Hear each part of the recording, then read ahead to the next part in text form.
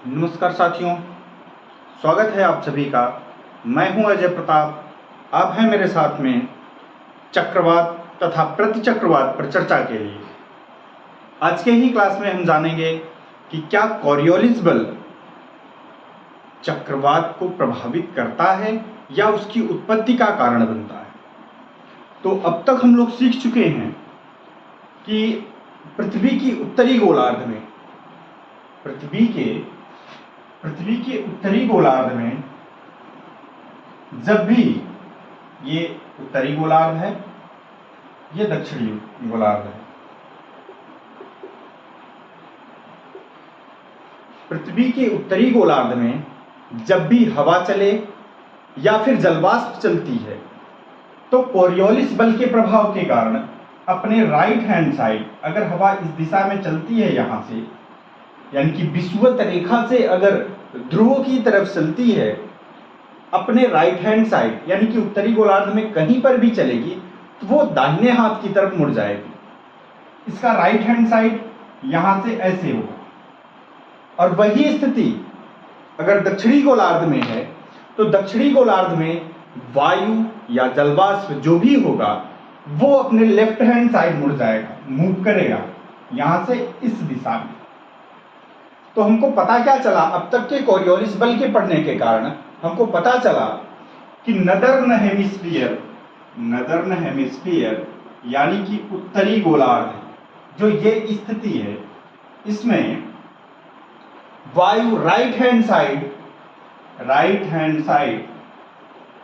Move करती है तथा दक्षिणी गोलार्ध में, दक्षिणी सदर्न हेमिस्फीयर में लेफ्ट हैंड साइड मूव करती है। ये चीजें हमको पता चल गई हैं। अब तक के सेशन में जो पिछले क्लास में हम लोग पढ़े थे उसमें कोरियोलिस बल का प्रभाव हम लोग पढ़ चुके थे और किस कारण से ये होता है ये भी हम जान चुके थे। तो अब अगर हम इसी चीज को देखें, इसको ठीक से याद रखना है क्योंकि इसी का प्रभाव यही सिखाएगा हमको कि किस तरह से चक्रवात आता है। अब अगर हम प्रश्न आपसे पूछें, फिलहाल लाइव तो हम पढ़ा नहीं रहे हैं कि आपका कमेंट हम देख पाए, फिर भी आप अपने स्तर से देखकर उसको जवाब रखिएगा अपने मन में और ये देखिएगा कि सही जवाब आपका है या गलत है। तो हम आपसे उत्तरी गोलार्ध के बारे में ही पूछेंगे। ये उत्तरी गोलार्ध है। उत्तरी गोलार्ध में अगर हवा यहां से चले, ऊपर से चले, तो इसका मोमेंट किस दिशा में होगा?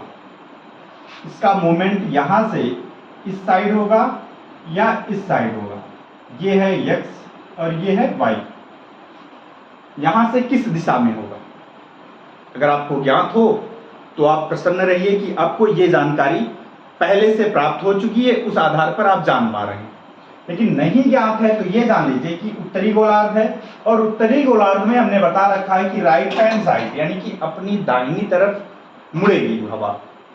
तो यहां से चल रही है, यहां से नीचे की तरफ आते हुए इसका दायां hand side, right hand side इधर है वाई की तरफ, तो ये इस तरफ इस दिशा में मूव करेगा। अगला इसी तरह से देखते हैं, अगर यही स्थिति, ये उत्तरी गोलार्ध की ही बात करते हैं, इधर से हवा चले, इधर से चले तो किस तरफ मूव करेगी? x साइड या y साइड? तो आप देखेंगे इस दिशा से चलना है, यहां से इस तरफ मुंह करके चलना है। तो यहां से जब इधर चलेंगे तो इसका राइट हैंड साइड ये होगा और इस दिशा में हवा मूव करेगी। इसी तरह से एक और देख लेते हैं कि अगर उत्तरी गोलार्ध में ही हवा इस दिशा से चले तो किधर मूव करेगी? इधर से चले तो किधर मूव करेगी? अगर इधर से चलेगी तो फेस इस तरफ होगा आपका और इसका मूवमेंट इस तरफ राइट हैंड साइड होगा। अब आपको लग रहा होगा कि ये सारी चीजें एक बार तो बताई जा चुकी हैं कोरियोलिस बल में, तो इस चक्रवात में इसका क्या महत्व है, इसका क्या कारण है? तो आपको मैं बता दूं कि आप इन सारी चीजों से चक्रवात के बनने का कारण आप जान चुके हैं। आप इतना मन में प्रसन्न हो लीजिए कि चक्रवात किस तरह से बनेगा इसको आप जान चुके हैं। पहले तो आप ये जान लीजिए चक्रवात होता क्या है। एक चीज आपके दिमाग में बनेगा कि चक्रवात होता क्या है आखिरकार। तो चक्रवात जानने के लिए फिलहाल चक्रवात होता कुछ भी नहीं है, चक्रवात होता ही नहीं कुछ है, बस होता इतना है कि उसके केंद्र में उत्तरी गोलार्ध, अगर अभी उत्तरी गोलार्ध की ही बात कर रहे हैं हम, इसके किसी भी स्थान पर केंद्र में निम्न वायुदाब प्राप्त होती है। निम्न वायुदाब यानी कि वायुदाब वहां पर कम प्राप्त होती है। इसी स्थान को घेरने के लिए निम्न वायुदाब की जगह पर उच्च वायुदाब, आसपास की उच्च वायुदाब की वायु इसके पास जाने की कोशिश करती है, इसके पास जाने की कोशिश करती है। अब ये निम्न वायुदाब होता कैसे है भाई? समान रूप से पृथ्वी है, धरातल है, तो ये निम्न वायुदाब कहां से आ गया?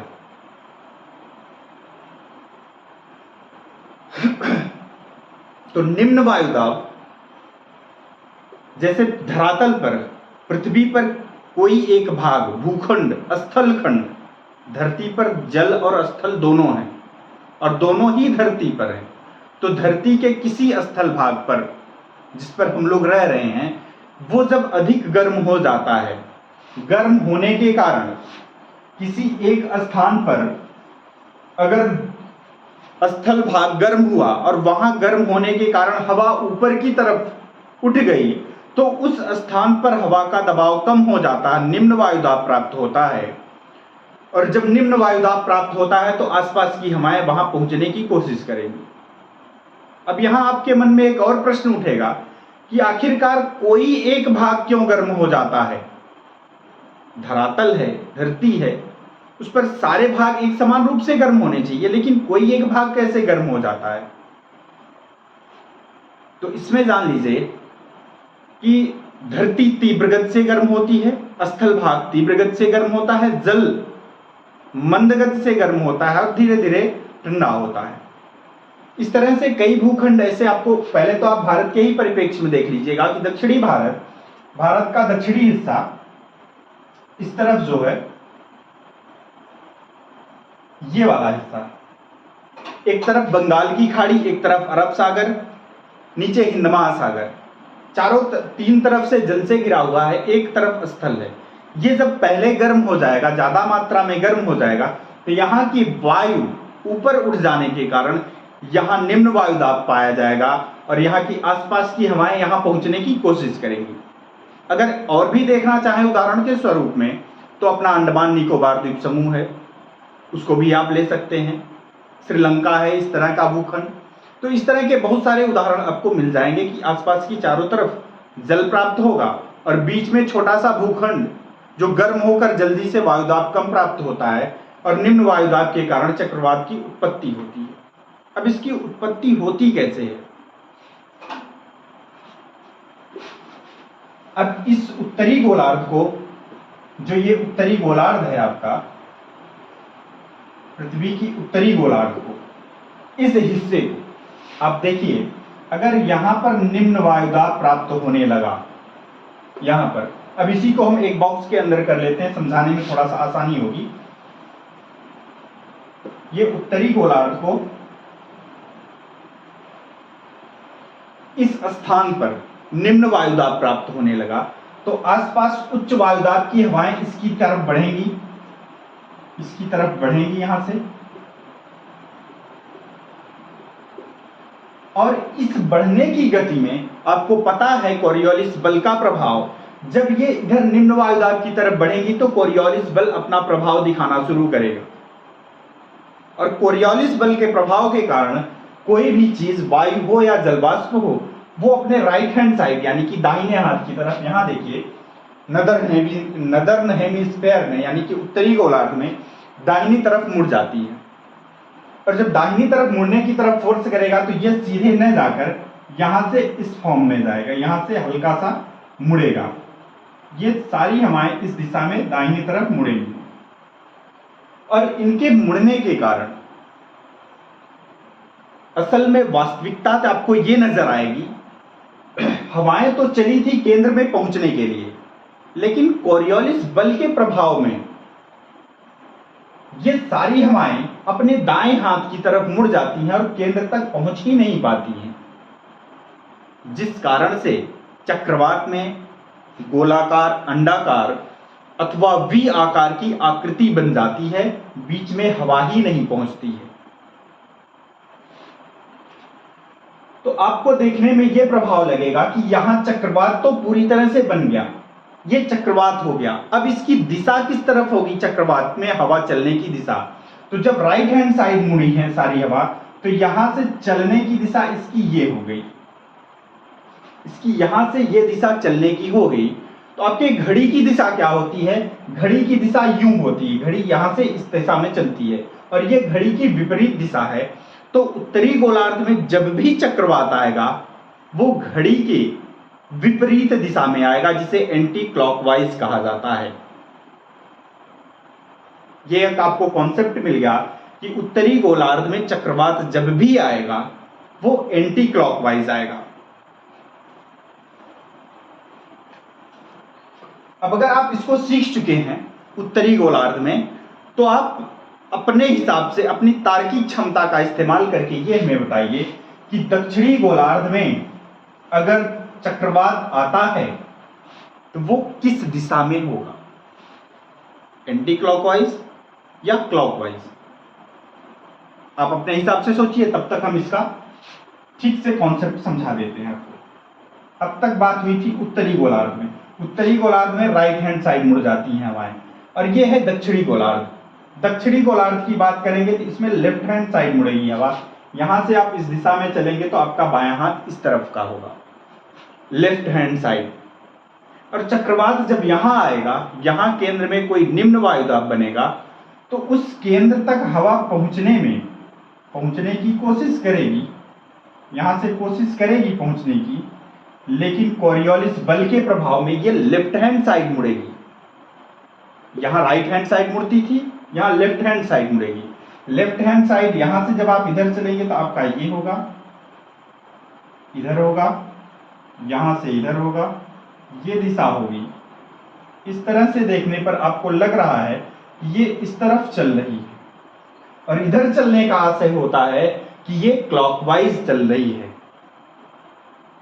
चक्रवात की दिशा क्लॉकवाइज चल रही है। यानी कि अब आपको समझ में आ गया कि उत्तरी गोलार्ध में, नदर्न हेमिस्फीयर में क्लॉकवाइज चक्रवात आता है। नदर्न हेमिस्फीयर में चक्रवात क्लॉकवाइज आएगा,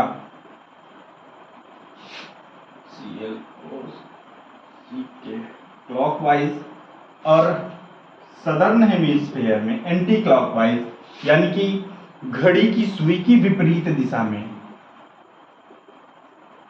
एंटी क्लॉकवाइज।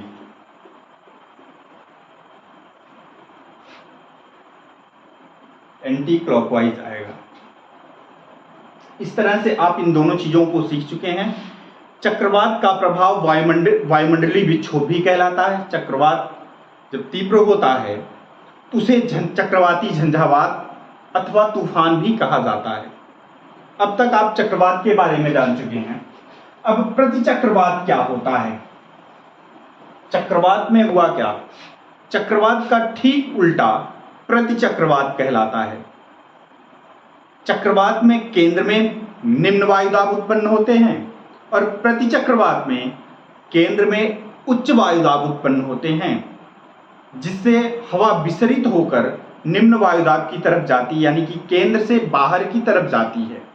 अब ये उत्तरी गोलार्ध में जब रहेगा, इस उत्तरी गोलार्ध में, यहां उत्तरी गोलार्ध में जब रहेगा, तो इस उत्तरी गोलार्ध में केंद्र में उच्च वायुदाब होने के कारण हवा यहां से बाहर की तरफ जाने का प्रयास करेगी, यहां से बाहर जाने का प्रयास करेगी।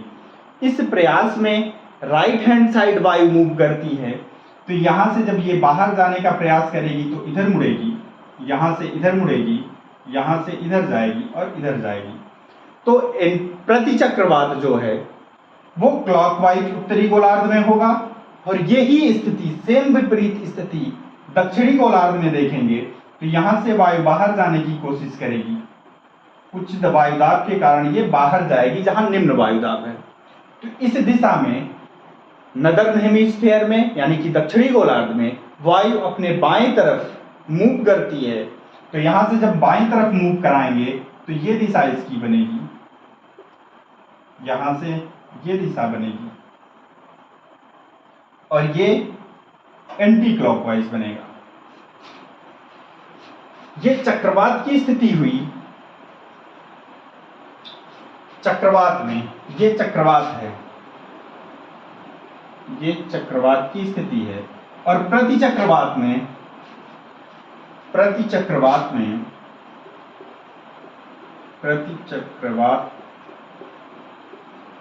नदर्न हेमिस्फीयर में क्लॉकवाइज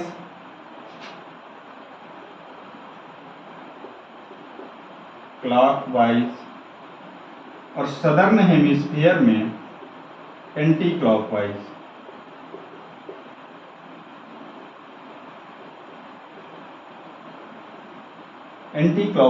आता है। उम्मीद है कि आप सभी को चक्रवात व प्रतिचक्रवात समझ में आ चुका होगा। अगर आप लोग यहां तक की क्लास हमारी देख रहे हैं तो हमारे चैनल को लाइक, सब्सक्राइब एवं शेयर करें और आपके लिए कमेंट बॉक्स खुला हुआ है। अपनी राय हमें अवश्य दें। जो भी सुझाव आपके प्रति हो, मेरे प्रति हो, उसको आप दे सकते हैं। धन्यवाद।